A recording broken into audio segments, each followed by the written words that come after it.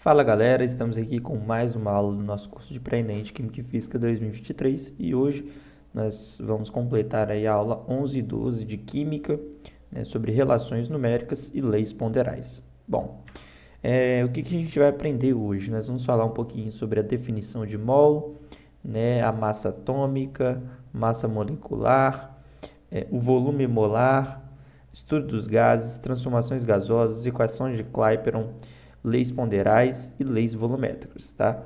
Então, são assuntos muito importantes aí para que vocês possam entender, né, de forma eficiente, eficaz, né, de uma forma bem sólida, esses conteúdos que também vão dar seguimento para os próximos conteúdos que vão vir posteriormente, tá bom? Então, peço que vocês prestem bastante atenção e caso tenha alguma dúvida, pode mandar mensagem para mim, no privado ou no grupo, que às vezes a sua dúvida pode ser a dúvida de algum amigo também, ou de algum colega, e a gente já tira essas dúvidas ali no grupo de uma forma bem rápida e bem interessante. Tá, vamos lá falar um pouquinho sobre definição de mol. Bom, mol, a gente sabe, né, que é uma constante, que quem determinou ela foi o químico Avogadro, né? Ele determinou que mol seria uma coleção ali de espécies. E essa coleção de espécies, ele determinou um número, né, um valor, né, uma constante, e esse valor é 6,02 vezes 10 a 23, né? Então, essa aqui é a constante que o Avogadro determinou.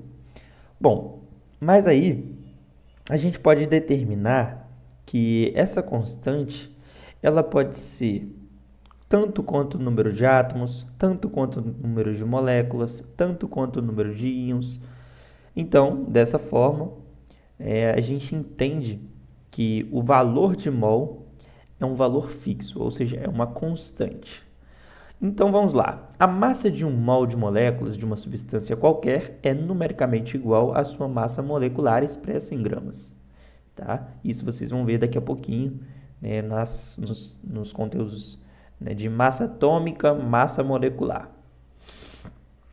O mol é uma quantidade importante na química porque permite relacionar a quantidade de substância com outras propriedades, como massa e o volume. A massa molar de uma substância é expressa em gramas por mol, que é essa expressão aqui, essa unidade aqui, G por mol. E é igual à massa de 1 mol dessa substância.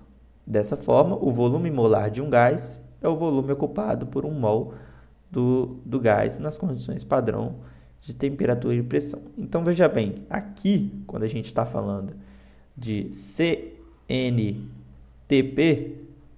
nós estamos falando também que 1 mol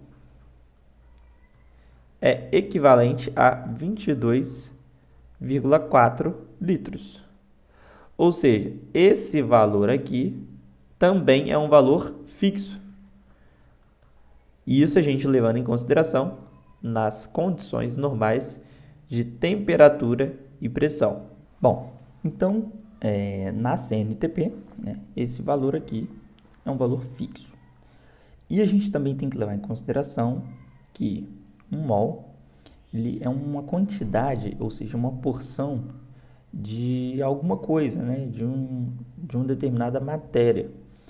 Então, por exemplo, se a gente tem ali uma quantidade de uma determinada matéria, nós vamos ter exatamente o valor fixo de mol daquela quantidade.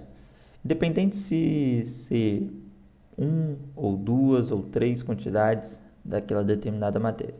Então, vamos pensar da seguinte forma. Se a gente tem, por exemplo, uma caneta. Uma caneta é equivalente a 1 mol. Se a gente tem 2 ou 3 ou mais canetas, essa quantidade ela vai ser também equivalente a 1 mol. Ou seja, independente da quantidade de matéria que a gente tiver, ela vai estar relacionada a 1 mol, que é um valor fixo, que é de 6,02 vezes 10 a 23 átomos. Então, a gente pode colocar aqui átomos ou moléculas ou íons, tá bom? Então, vamos lá. Seguindo também, vamos falar sobre massa atômica, né? A massa atômica é a média de um átomo de um elemento químico em relação a uma escala de massa padrão. Ela é expressa em unidades de massa atômica, que é o Uzinho, esse Uzinho aqui, ou em unidade de massa molecular, que é grama por mol. Então, em muitos casos, a gente vai ver ali assim, ó, dessa forma aqui, MM e o nome e a substância, né, ao lado. Por exemplo, o cálcio. Então, a massa molar do cálcio, tá? Esse MM significa massa molecular, tá bom? E aí, a unidade de medida de massa molecular é dada em gramas por mol. A massa atômica de um átomo é determinada pela soma das massas de seus prótons e nêutrons, então isso aqui é muito interessante, no núcleo atômico, e os elétrons eles têm uma massa muito menor em comparação aos prótons e nêutrons, ou seja, eles não são considerados ali na determinação ali de massa atômica, tá? Somente os prótons e nêutrons, por conta da sua massa que é muito pequena. Vamos lá. A unidade de massa atômica é definida em relação à massa do isótopo carbono 12, que é atribuída o valor de exatamente 12 unidades de massa atômica. Assim, a massa atômica de outros elementos é calculada em relação a essa escala. Por exemplo, a massa atômica do hidrogênio, que é aproximadamente 1,008 gramas, isso significa que o hidrogênio é cerca de 1 sobre 12 da massa do átomo de carbono, tá? Então, essa escala aqui, né, em relação ao carbono 12, que a gente leva em consideração, né, para calcular ali a massa, né, molecular ou a massa atômica das substâncias em si, né? Bom, agora falando sobre a massa molecular, né? A massa molecular é a soma das massas atômicas e de todos os átomos em uma molécula. Ela é expressa em quantidade de massa molecular, que é o Uzinho, ou em quantidade de massa molar, que é a grama por mol. E a massa molecular é uma propriedade que ajuda a determinar a massa de uma substância em relação à sua fórmula química. Como, por exemplo, né, nós temos aqui duas substâncias. E para calcular a massa molecular de uma molécula, né, a gente precisa conhecer a fórmula química daquela determinada substância que a gente está levando em consideração. Então, nesse caso aqui, eu coloquei dois exemplos. O ácido sulfúrico e esse sal aqui. O ácido sulfúrico, a sua fórmula química é o H2SO4. Beleza. E como que a gente faz para calcular a massa molecular do H2SO4? Bom, basta a gente pegar todas as moléculas que estão compondo essa única substância e somar as suas massas. Então, o hidrogênio, como a gente tem duas moléculas de hidrogênio, a gente já coloca o coeficiente aqui, 2 vezes a massa dele. A massa do hidrogênio vale 1. Se a gente olhar na tabela periódica, também a gente consegue observar esse valor. Então, 2 vezes 1 mais enxofre, que é o S, vale 32, ou 32 gramas, né? Mais, nós temos 4 moléculas de oxigênio. Então, é 4 vezes a massa do oxigênio, que é 16. Então, somando isso tudo aqui, nós temos que essa molécula de H2SO4, ela tem uma massa molecular de 98 gramas. Perfeito? E isso também é válido para essa outra substância aqui, que é o cloreto de cálcio, é o CaCl2. Então, aqui a gente tem uma molécula de cálcio, 1 vezes 40, então a gente nem precisa colocar 1, só colocar o 40, mais duas moléculas de cloro, então é 2 vezes 35,5, que é a massa do cloro. Se a gente olhar na tabela periódica, a gente também consegue observar esse valor. Logo, nós temos aí uma massa de 111 gramas. Ou aqui a gente pode colocar U também, tá? Aquele Uzinho ali. Também não vai interferir. Belezinha, galera? Então, vamos lá. Volume molar. O volume molar é algo muito interessante porque a gente também vai ver em física muitos exercícios relacionados a volume molar e também em química. Bom, o volume molar é o volume ocupado por um mol de substância em condições específicas de temperatura e pressão, e essas condições são geralmente chamadas de condições padrão e são definidas como 0 graus 275,15 Kelvin e 1 atmosfera de pressão, ou seja, 1 atm.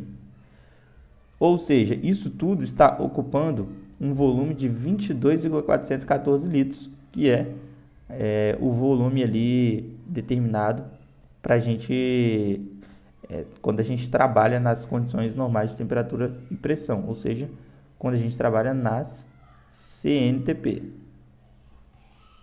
Ok? Então, 22,4 litros é um volume ocupado, e esse volume é um volume de 1 mol, né,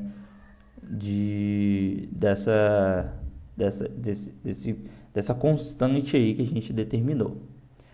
Bom, para a gente entender também um pouquinho sobre o volume molar, a gente tem que levar em consideração a equação de Clapeyron. A equação de Clapeyron, ela é um pouco mais detalhada, que vai ser referente aos estudos dos gases, né, em leis poderais, que a gente vai trabalhar. Mas a gente tem aqui ela, PV é igual a nRT. Então, PV é igual a nRT, a gente tem que P é igual a pressão ela é dada em atm ou em miligramas de mercúrio, V é igual ao volume em litros, T é igual a temperatura em Kelvin, R é uma constante universal dos gases. Essa constante ela pode ser dada em atm ou em miligramas de mercúrio. Se você estiver utilizando atm na sua resolução ou no seu exercício, estiver pedindo em atm, a constante universal dos gases também tem que ser descrita em atm, ou seja, você vai utilizar esse valor aqui, ó, de 0,082 litros vezes atm por mol vezes Kelvin. E aí, quando você estiver utilizando a pressão em miligramas de mercúrio, você também tem que levar em consideração que a constante universal dos gases também tem que ser em miligramas de mercúrio, ou seja, temos que utilizar esse valor aqui, senão o seu cálculo vai dar errado, tá? Se você utilizar a constante universal dos gases em atm e a pressão em miligramas de mercúrio, o seu cálculo vai dar errado. Então, a gente utiliza bem padrão, né, esses dois termos aí. Bom, também temos o número de mols ali, né, o Nzinho na fórmula, que significa o número de mols. É muito importante a gente tomar cuidado que o número de mols, às vezes, muitas pessoas confundem. A fórmula dele é a seguinte. Então, N é igual a M dividido por MM. Parece confuso, mas não é. Vamos lá. O número de mols significa o seguinte. N é o número de mols, que é o que a gente quer encontrar. M minúsculo é a massa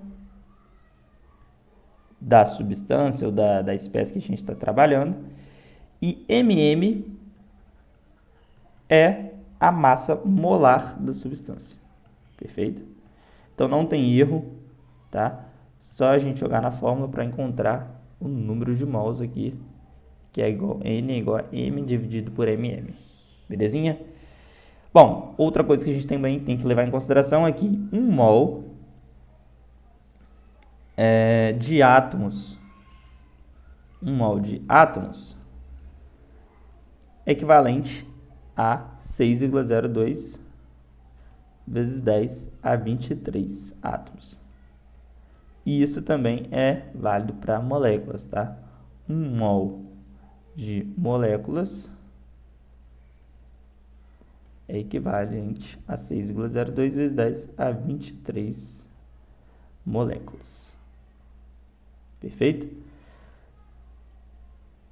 Sendo assim, nós podemos prosseguir com o nosso conteúdo. E aí, a gente vai resolver alguns exercícios aqui para vocês poderem entenderem e fixarem bem o conteúdo. Vamos lá. Questão número 1. Quantos gramas de cálcio existem em 3 vezes 10 a 21 átomos desse elemento? Então, vamos colocar aqui número 1 e vamos resolver ela. Bom, primeira coisa, para a gente entender como que resolve. Quando a gente tem uma questão desse modelo aqui, que ele está querendo achar a quantidade em gramas ali de uma determinada substância e ele já deu a quantidade em mol dela, basta a gente fazer uma regra de 3 simples, ou seja, primeiro a gente coloca a massa molar que a gente vai precisar, né, da substância. Então, a massa molar do cálcio, se você olhar na tabela periódica, você vai encontrar que é 40 gramas. Bom, se eu tenho a massa molar e se eu tenho a quantidade de mols, eu posso achar a quantidade em gramas, né? Sim.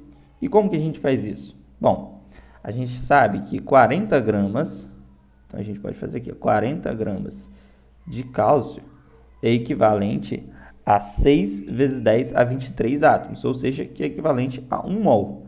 6 vezes 10 a 23 átomos. Bom, se ele deu que a quantidade de átomos é essa, a gente tem uma incógnita, né? Então, em 3 vezes 10 a 21 átomos, qual vai ser a quantidade em gramas de cálcio? Bom, agora ficou fácil, né? A gente joga na regrinha de 3 e resolve e acha que o valor, né, de cálcio ali vai ser de 0,2 gramas de cálcio. Então, é uma questão bem simples de se fazer e não tão difícil. Agora, na 2 ele está pedindo quantos mol existem em 320 gramas de enxofre. Bom, nesse caso, a gente precisa fazer o seguinte, achar a massa molar do enxofre também. Então, a massa molar do enxofre, olhando a tabela periódica, nós vamos encontrar um valor de 32 gramas. Bom, se a gente sabe a massa molar do enxofre, nós podemos fazer uma regra de 3 da seguinte forma. 1 mol de enxofre, ou seja, 1 mol de S, é equivalente a 32 gramas. Quantos mols, ou quantos mols ali, x mol, né? X, equivalente à massa que ele deu, que foi de 320 gramas. 320 gramas. Então, aqui a gente sabe que vai ser 10 mol, né? 10 mol de enxofre. Então, essa aqui foi bem mais fácil, né? Essa questão. Vamos lá para a questão número 3, né? Questão número 3. Qual é o volume ocupado por 2,2 gramas de CO2 na CNTP? Então, nesse caso, a gente já tem que utilizar o volume molar, tá? Como padrão ali. O volume molar na CNTP padrão é de 22,4 litros. Então, a gente tem que lembrar desse volume padrão. Então, vamos lá. Para a gente fazer essa questão, nós precisamos dos seguintes dados. Primeiro, a massa molar do CO2. Então, vamos achar a massa molar aqui, ó, massa molar do CO2. A massa molar do CO2 é o seguinte, o carbono, se a gente olhar na tabela periódica, ele vale 12. Então, é 12 mais 2 vezes a massa do oxigênio. A massa do oxigênio é 16. Logo, a massa de CO2 é 44 gramas por mol. Por quê? A unidade de massa molar é grama por mol. Belezinha? Bom, depois que a gente achou o valor de CO2 ali, né, a massa de CO2, nós podemos fazer o seguinte. 44 gramas de CO2 é equivalente na CNTP a 22,4 litros. Tá? Então, 22,4 litros. E aí, o que ele está querendo? Qual é o volume ocupado. Então, a gente precisa fazer o seguinte. Colocar grama embaixo de grama, litro embaixo de litro. Se ele quer o volume, ele quer essa incógnita aqui. Então, isso aqui é x e a massa que ele nos deu no enunciado foi de 2,2 gramas de CO2. Bom, montamos uma regrinha de 3 e vamos achar o x. Então, nesse caso, X vai ser igual a 1,12 litros de CO2. Isso tudo aqui é nas condições normais de temperatura e pressão, ou seja, na CNTP. Perfeito? Número 4. Número 4 diz o seguinte: quantos átomos de oxigênio existem em 7,5 mol de H2SO4? Bom, para a gente resolver essa questão, a gente precisa ter bastante cuidado na seguinte coisa. Aqui ele está falando quantos átomos de oxigênio, então oxigênio, circula essa palavra, existem em 7,5 mol de H2SO4. Ó, então ele deu uma substância, uma molécula aqui, H2SO4. E ele está querendo saber a quantidade de oxigênio nessa quantidade de mol dessa substância inteira. Então vamos lá. Primeiro passo, o que a gente tem que fazer? 1 mol daquela substância, ou seja, 1 mol, vou colocar aqui, 1 mol de H2SO4, equivalente a número de mol, né, que é 6 vezes 10 a 23 átomos, correto? Porém, ele está querendo somente do oxigênio. Já que a gente tem 4 moléculas de oxigênio aqui, a gente tem que pegar esse número aqui e multiplicar por 4. Beleza? Então, é 4 vezes esse valor aqui. E embaixo ficaria 7,5 mol de H2SO4. E aqui, X. Então, esse aqui é o pulo do gato. Ó. Você tem que pegar a quantidade de moléculas que ele está querendo especificamente. Tá? Se ele está querendo do oxigênio, a gente tem que multiplicar pela quantidade de oxigênio que a gente tem ali. Tá? Aqui a gente tem 4 oxigênios. Então, a gente multiplica 6 vezes 10 a 23 átomos, vezes 4. E aí, faz a regrinha de 3, né, multiplicando com 7,5. E aí, por fim, nós vamos achar um valor de 180 vezes 10 a 23 átomos. Ou, para simplificar, 1,8 vezes 10 a 25 átomos.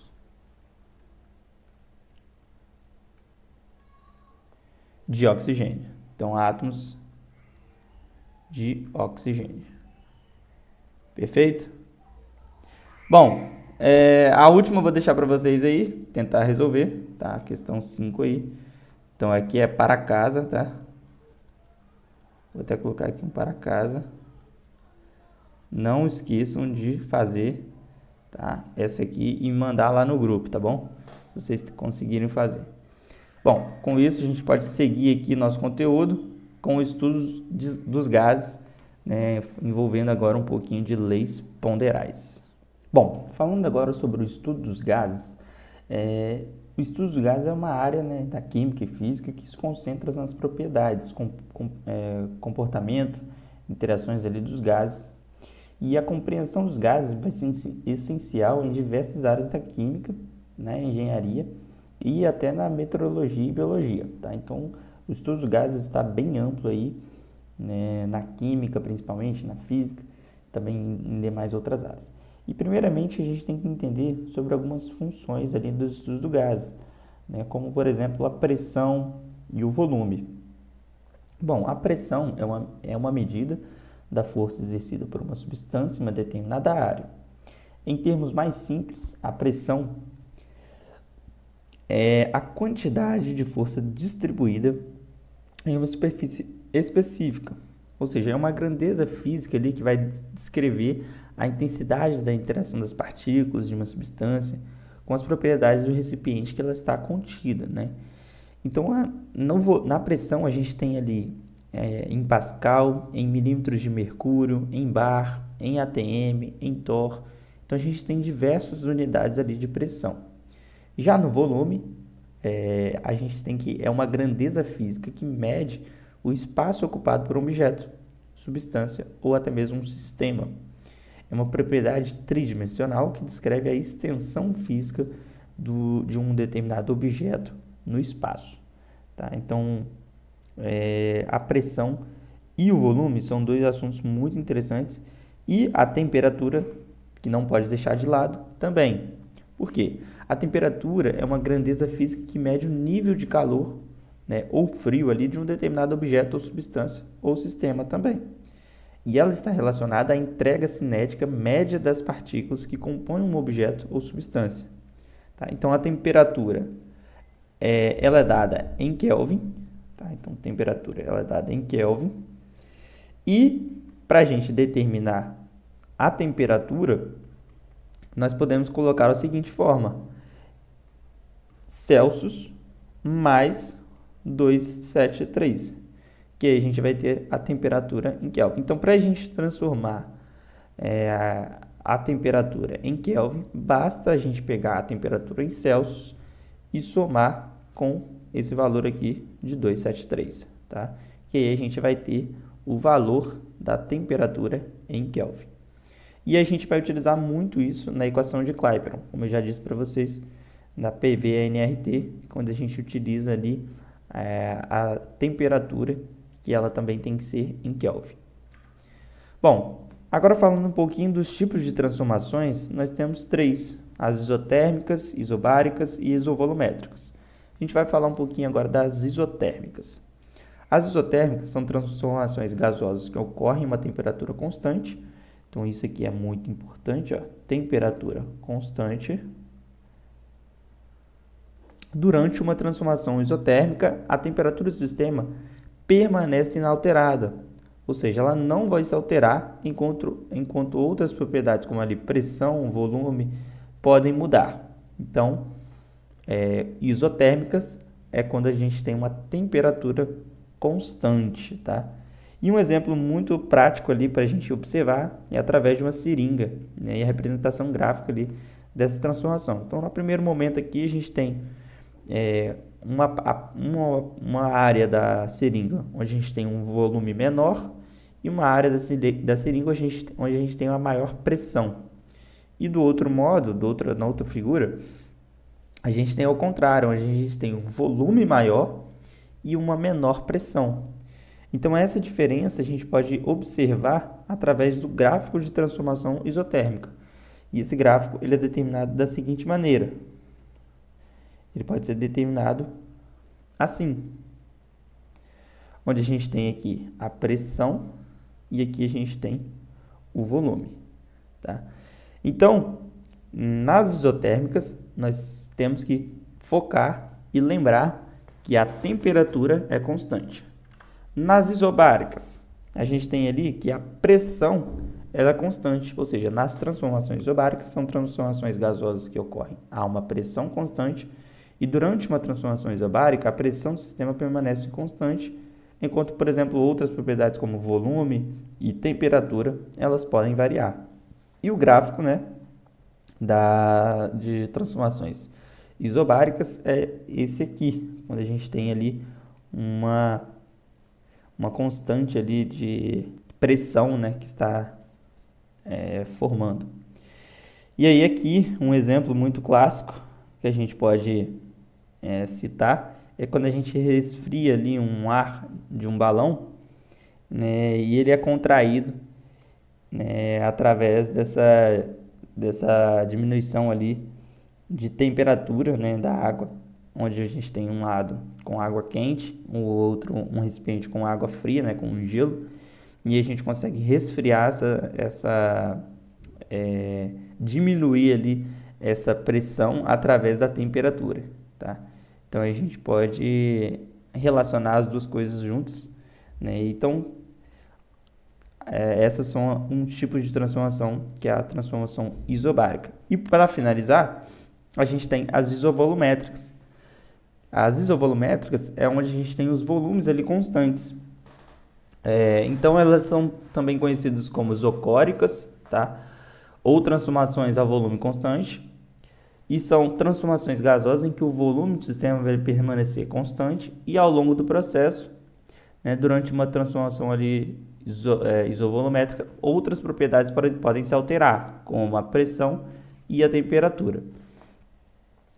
E um exemplo muito clássico, né, é quando você vai ali fazer a calibração de um pneu, né, que a gente tem em nossos carros e tal. Quando a gente, por exemplo, atinge ali uma determinada quilometragem andando com o carro, chega num dado momento, em função da agitação ali da temperatura aumentando, a agitação das moléculas aumentando ali dentro, a pressão ali, às vezes ela vai diminuir. E aí você às vezes tem que ir até o posto para calibrar o pneu, para chegar numa calibragem correta, ou seja, chegar numa pressão correta, para que o carro não possa ocorrer danos no carro, no veículo. E a representação gráfica da transformação isovolumétrica é quando a gente tem um gráfico assim, dessa forma aqui, onde a gente tem a pressão aqui e aqui a gente tem a temperatura. Belezinha, galera? Então, para finalizar a aula, nós vamos também falar sobre a equação de Clapeyron, bem rapidamente, porque a gente já está bem longo aqui já a nossa aula. E, por fim, leis ponderais. Bom, falando um pouquinho agora sobre a equação de Clapeyron, né, é uma equação que a gente já viu, né, onde a fórmula em si, ela é a PV igual a nRT. Bom, e aí essa relação ali de pressão, volume sobre temperatura, ela é uma relação onde a massa ela é constante, né, e ali essa pressão e esse volume, né, em relação à temperatura será fixa e depende ali apenas da quantidade de matéria, que é o Nzinho aqui, que é o número de mols. E aí, para o número de mols ser igual a 1, né, essa constante ela é determinada por R, que é a constante ideal dos gases. Tá? E aí, sabendo que o volume molar nas condições normais de temperatura e pressão, né, que é pressão de 1 atm e temperatura igual a 273 Kelvin, ele vai ser igual a 22,4 litros, como eu já disse. Então, nas CNTP, o volume é igual a 22,4 litros. Perfeito? Então, a gente pode determinar a constante de R através do seguinte cálculo. PV/nRT, onde R, então vou colocar aqui, onde R ele vai ser igual a 1 atm vezes 22,4 litros dividido por 273 Kelvin. E isso vai nos dar que R vai ser igual a 0,082 litros vezes atm por mol vezes Kelvin. Então, é daí que surge o valor da constante ideal dos gases, né, entre essa relação ali, né, de volume e temperatura. Belezinha, galera? Então, isso aqui, ó, só para vocês entenderem da onde que vem, né, esse valor. E os outros valores de R, eles podem ser determinados de maneira análoga em função ali da pressão. Como, por exemplo, quando a gente tem a constante universal dos gases perfeitos, né, que é o Rzinho aqui, ela pode ser dada em 0,02 litros, né, atm vezes litro, vezes mol ou por mol, vezes Kelvin menos 1. Tá? Quando você deixa dessa forma aqui, a unidade de medida, ou seja, litro vezes atm por mol vezes Kelvin, você também tem outro jeito de deixar ela, né? Ou seja, você tira essa fração e coloca como nós temos aqui, ó, ATM vezes litro, e aí nós tiramos essa fração, a gente pode colocar vezes mol a menos 1 vezes Kelvin a menos 1. Tá? Então, você pode utilizar essas duas unidades de medida. Né? Isso serve para 0,082, 63,2 miligramas, né, de mercúrio, 8,31 joules por mol, 2,0 calorias por mol. Tá? Então, só uma curiosidade aí para vocês. A equação de Clapeyron, como vocês já sabem, a pressão ali, através da equação dos gases perfeitos, conhecida como equação de Clapeyron, a pressão ela é dada em ATM ou miligramas de mercúrio.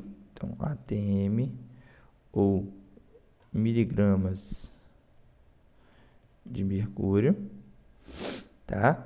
O volume é dado em litros. N é o número de mol, que é dado em mol. R é a constante universal dos gases, que é dada em litro, vezes ATM, vezes mol, vezes Kelvin, ou litro vezes miligrama de mercúrio sobre mol vezes Kelvin. E T, que é a temperatura dada em Kelvin. Então, isso aqui é só para vocês entenderem, né, recapitular, que é uma coisa muito importante, tá? Na questão de equação de Clapeyron. Bom, agora seguindo, a gente vai falar um pouquinho das leis ponderais. O que seriam essas leis ponderais? Existem dois tipos, a lei da conservação da massa, que é a lei de Lavoisier, e a lei de proporções físicas, né, que é a lei de Proust. A lei de conservação da massa, ou lei de Lavoisier, ela aponta que em um sistema fechado, a massa total permanece independente da reação química que ocorra. Ou seja, existe aí uma consequência em relação a esse sistema, né, que está fechado. E essa consequência é o balanceamento de reações químicas.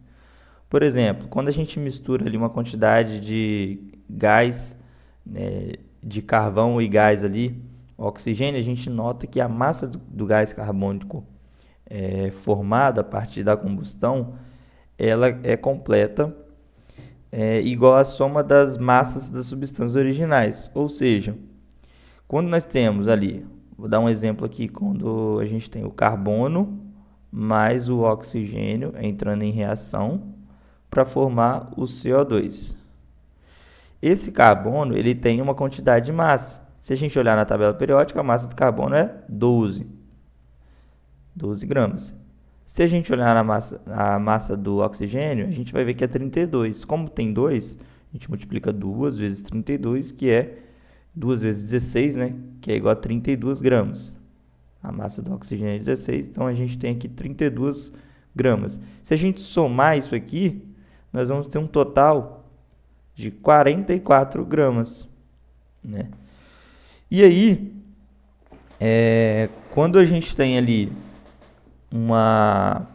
a formação ali da combustão completa, ela vai ser igual à soma das massas das substâncias originais. Ou seja, 1,2 gramas, né, de carbono grafite e 3,2 gramas, né, de oxigênio, a gente pode deixar dessa forma, formando 4,4 gramas de CO2. Ou melhor, nós também podemos dobrar esses valores, né, aqui, quando a gente tem uma equação balanceada, a gente pode ter 24 gramas de carbono, 64 gramas de oxigênio para formar 88 gramas de CO2.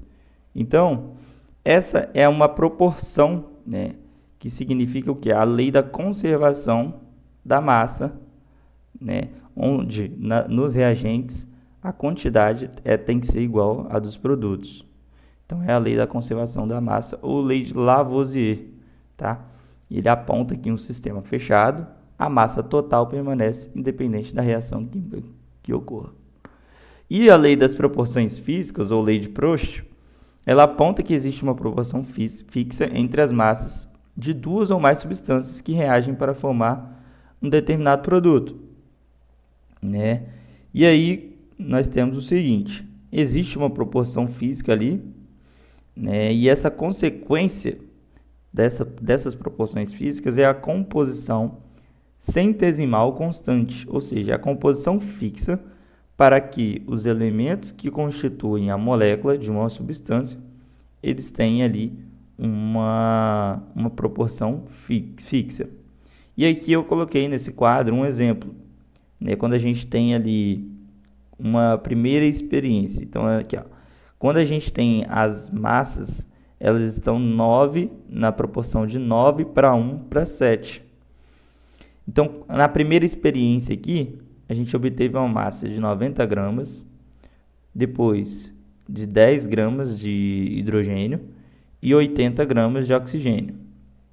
Na segunda experiência, 36 gramas, 4 gramas e 32. E na terceira experiência, 2,7 gramas, 0,3 gramas e 2,4 gramas. Ou seja, existe uma proporção fixa entre as massas ali de duas ou mais substâncias que reagem para formar um determinado produto. Tá? Então, a gente pode perceber que as massas estão na proporção fixa de 9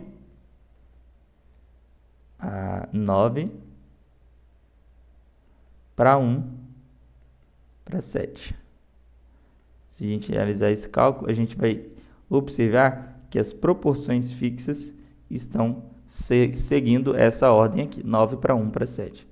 Tá? Então, se você quiser fazer o cálculo, você pode fazer aí e ver que a proporção é essa aqui mesmo. Bom, para finalizar então nossa aula, a gente vai falar um pouquinho sobre as leis volumétricas, que são as leis de Gay-Lussac, né? Essas leis aí, elas determinam que os volumes das substâncias gasosas, eles reagem para formar um determinado produto, e aí eles têm entre si ali uma razão constante de números inteiros e pequenos. Como assim? Bom, existe uma lei, né, que é a lei de conservação da massa, mas não existe uma lei de conservação de volumes. A lei de conservação da massa, de massas, a gente já tem, que é a lei de Lavoisier. Mas não existe uma lei de conservação de volumes, ou seja, mesmo se mantidas as temperaturas ali, as constantes de temperatura e pressão, não vai existir uma conservação de volume. Em uma reação onde a gente tem um único produto gasoso, o volume total dele, antes e depois que a reação ocorra, ele vai permanecer o mesmo ou vai diminuir, tá? Então, no caso de diminuir, então, ou seja, diminuição do volume. No caso de diminuição do volume, a gente tem uma expressão da seguinte forma: a concentração ela vai ser igual ao volume real dos reagentes, né? E menos o volume dos produtos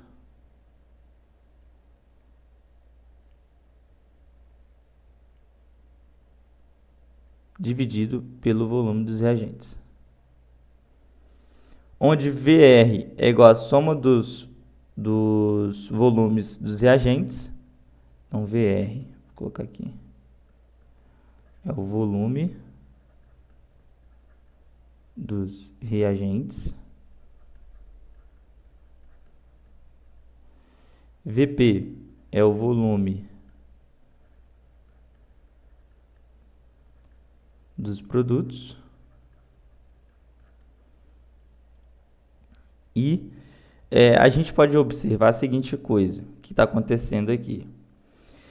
O volume ele é proporcional ao número de mols e não há conservação do número de mols nesse caso, apenas conservação da massa. Então não há conservação do volume. Se a gente não tem conservação de número de mols, também não temos a conservação de volume, tá?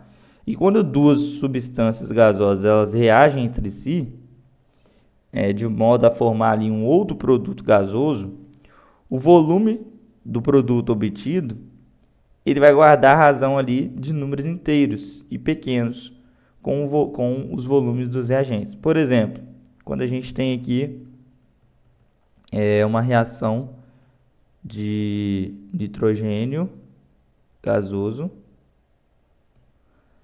mais hidrogênio gasoso para formar amônio, 2NH3 gasoso. Nós temos que há 1 mol de N2 gasoso, 3 mol de H2 gasoso e 2 mol de NH3 gasoso. Ou seja, quando a gente manteve constante ali os valores de pressão e de temperatura, a gente tem ali 10 litros de N2 combinados com 30 litros de H2 que vão gerar 20 litros de NH3, tá? Então ali são relações que a gente pode fazer para a gente determinar uma mesma quantidade ali, uma diferença de quantidade de número de mol e também a diferença ali de quantidade de volume. Por quê? Porque na lei de proporções físicas, na lei de Gay-Lussac, que são as leis volumétricas, os volumes das substâncias que reagem ali para formar um determinado produto, eles guardam uma razão entre si de números inteiros e pequenos. Ou seja, o volume, mesmo que exista a conservação da massa, o volume ele vai existir, ou seja, ele não vai entrar, não vai existir uma conservação de volume, tá? Por quê? Porque sempre vai variar conforme é o número de mols. Então, se o número de mol vai variar, o volume também vai variar. Então, ali, nesse caso, existem só as conservações de massa e não conservação de volume e nem de número de mol. Tá? Então, nesse caso aqui, ó, a gente tem que a temperatura, o volume ali vai ser de 10 litros, né? Então, aqui, o volume igual a 10 litros. Aqui, o volume vai ser de 30 litros. E aqui o volume vai ser de 20 litros. Perfeito? Então, galerinha, é isso. Essa aula foi muito interessante. Depois a gente vai fazer alguns exercícios para poder fixar o conteúdo. Espero que vocês gostem. Caso tenha alguma dúvida, pode mandar que a gente vai tentar responder da melhor forma. Belezinha? No mais é isso. Fique com Deus e até o próximo vídeo. Tchau, tchau.